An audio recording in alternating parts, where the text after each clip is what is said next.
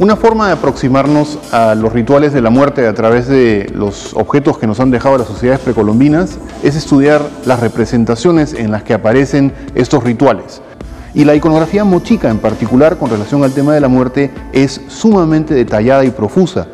Una representación en particular, lo que llamamos el tema de la muerte o el ritual de la muerte y del entierro, ¿no?, es quizás la descripción más completa que encontramos acerca de este tipo de prácticas.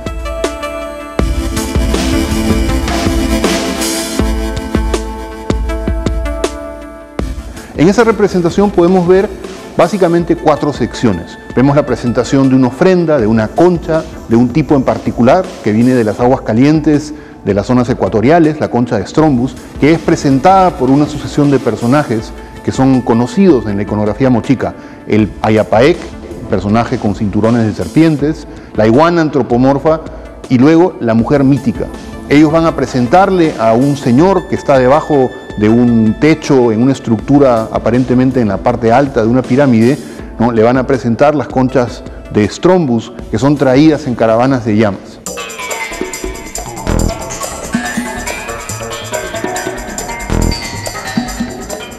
A la vez que tenemos esto, tenemos una segunda representación donde se pueden ver una serie de sacrificios y de suplicios. Una mujer desnuda que está siendo picada por gallinazos o buitres, ¿no?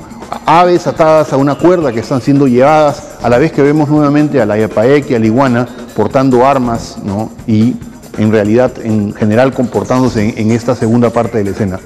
La tercera parte es el entierro mismo, donde vemos nuevamente a la Ayapaec y a la iguana antropomorfa que están bajando un ataúd a una cámara funeraria profunda, rectangular aparentemente, repleta de ofrendas, en las cuales el ataúd funerario con una máscara va a depositarse sobre un lecho de conchas de Strombus, la misma concha que vimos antes siendo presentada a este guerrero que aparece debajo del techo.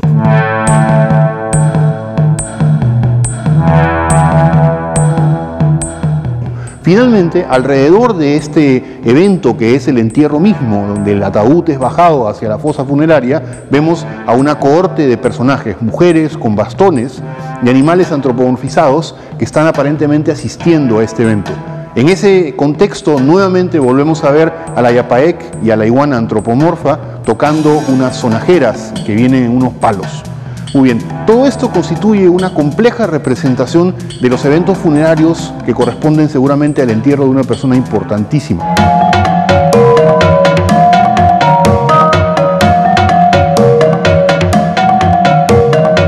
Julio Rucabado, un joven profesor de arqueología de la Universidad Católica, se ha especializado en el estudio de la iconografía precolombina y en particular la de las sociedades de la costa norte. ¿Qué rol tenía el muerto enterrado para los vivos? Definitivamente importante, ¿no? Era el fertilizador de la tierra.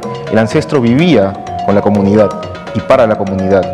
En eso vemos en una serie de representaciones de rituales cómo los seres vivos interactúan con ellos, le ofrendan, ¿no? Ofrendan chicha, ofrendan sangre, ofrendan semen, y que de alguna manera eso está relacionado justamente con esta reproducción de la naturaleza.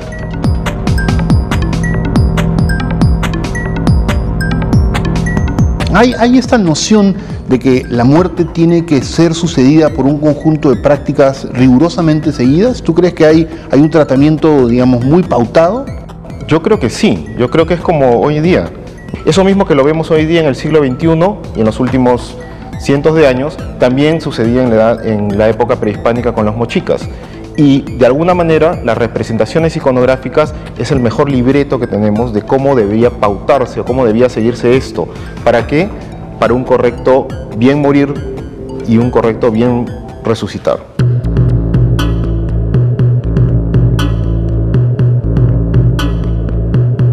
Estamos en el Museo Larco, que es el museo que tiene la colección más grande de objetos cerámicos de la costa norte del Perú, y todos los objetos que nos rodean, particularmente estas piezas que llamamos los huacos retratos, estuvieron en algún momento en una tumba y fueron utilizados dentro de los rituales funerarios. ¿Podemos decodificar, es decir, leer ese discurso y tratar de encontrar claves en él que nos permitan saber quién era, qué cosa hacía? Yo creo que sí, podemos intentarlo en primer momento, ¿no? Es decir, podríamos, por ejemplo, ver esta pieza que está aquí atrás, ¿no?, que es un famoso huaco retrato fabricado por los mochicas, pero sin embargo no representa la cara de un mochica, representa la cara de un prisionero, probablemente venido de las zonas altas de los valles de la costa, alguien relacionado con las culturas serranas de la misma época. Entonces para nosotros se abre un interrogante: ¿qué hacía, por ejemplo, una de estas piezas en un cementerio mochica, en una tumba de un gran señor? ¿Qué representaba para ese señor, ¿no?, encontrar o tener esta pieza con la cara de un personaje que no es propio de su etnia?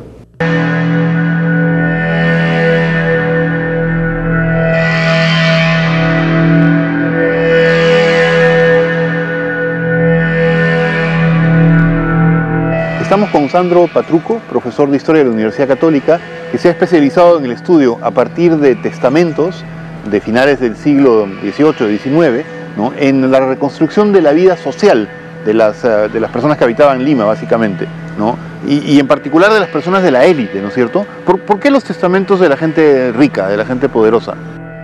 Porque los testamentos de la élite son más jugosos. En general, los grupos con mayor poder económico generan una mucho mayor cantidad de información que la gente de grupos medios o más sencillos aún. ¿Qué tipo de información nos dan? O sea, ¿qué tipo de cosas les preocupaban respecto a los rituales de la muerte? En primer lugar, es la oportunidad de arreglar sus cuentas con Dios.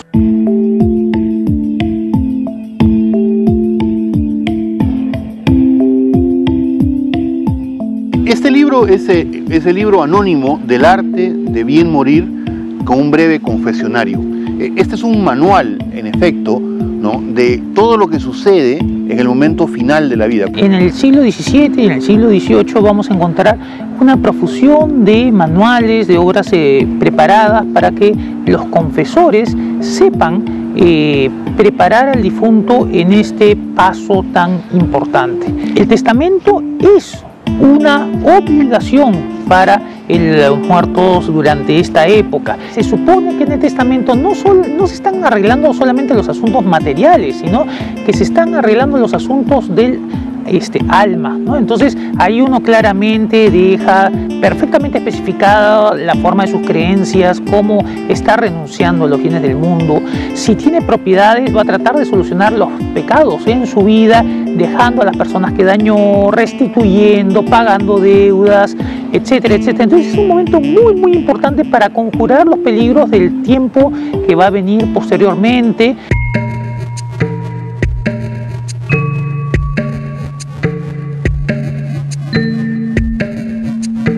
Hay un interés muy grande sobre qué ropa van a llevar al momento de su entierro, ¿no? ¿Qué opciones tienen? ¿Qué opciones tienen? El 95% de la población va a elegir el hábito de nuestro querido padre San Francisco, ¿no? Primero porque muchos de ellos iban a terminar enterrados en las criptas de San Francisco, que era el entierro más popular, pero principalmente porque vestir el hábito de San Francisco venía acompañado con una serie de indulgencias, promesas. Se decía que San Francisco al final del año iba a bajar al purgatorio, iba a recoger a todos los que se habían enterrado con el hábito de San Francisco.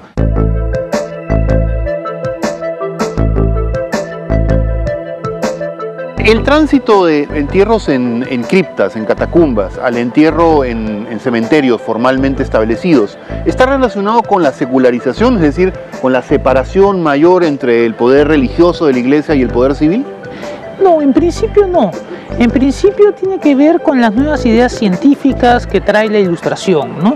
Tener esa cantidad de cuerpos descomponiéndose en el sótano de un lugar donde están reunidos la gente varias veces al día para la celebración, pues, de la misa, ¿no?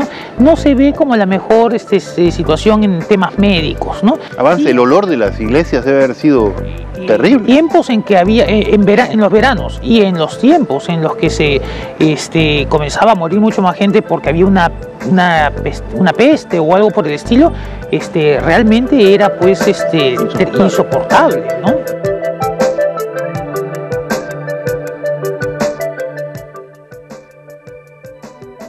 A partir del siglo XIX comienza a haber una serie de cambios importantes con el enterramiento en el cementerio general, lo cual rompe un poco toda esta forma de enterrar que había sido propio al periodo anterior. Y comienzan a cobrar cada vez más importancia las misas de honras, que se celebraban a los 8 días, a las 3 semanas, al mes, a veces hasta el año, y que culminaba con un gigantesco banquete. Finalmente, la familia, destrozada al momento de la misa de honras, podía comenzar al día siguiente con una vida normal y reintegrarse a sus habituales ocupaciones.